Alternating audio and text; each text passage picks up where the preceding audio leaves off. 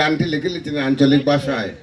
উনি বলছেন, পিতামাতার ছেলে সন্তান একমাত্র আমি ছিলাম, জীবন বাঁচাবার তাগিদে প্রথম চাকরিতে গেলাম। মাঠে থাকি গরু রাখি, ঈদের দিনও ছুটি নাই। উনি ঈদের দিনও ছুটি পাইছেন না, যখন একটু পালা কাপড় ওপর কিনতে গেছেন, মাদন সাহেব কইতেছেন, এরা তুই তো কাপড় ওপর কিনতে আইলে আসু গরু রাখবো কেটায়। বাবার মনটা খারাপ হয়ে গেল, আবার ওই কাপড় ওপর করলে গরু লইয়া মাঠও গেছেন।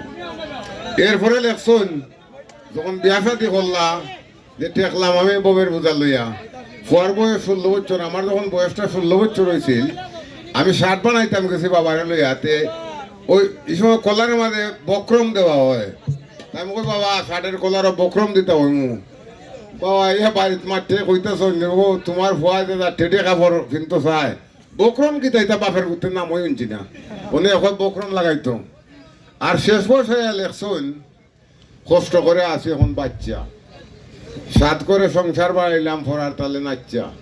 সংসার বড় হইল, কুড়া কীটান ফরে গেল, জমি জমা যা ছিল সব পালাইছি বেচ্চা। আমার কোনটা নাই, বাবার নাম স্যার আমার কোনটা নাই। এই যে অত অনুষ্ঠান করি, এখানে যে শিল্পীগণ আসে, এরা আনতে হইলে 1 লাখ 1.5 লাখ টাকা লাগে। আমার বাবার ইজ্জতে এরা সবাই আয়। মানে আপনারা যদি আন্তরিকভাবে সেই শোনার সুযোগ না দেন, আমি একলা মানুষ, আমার মা বাবার আমি একমাত্র সন্তান,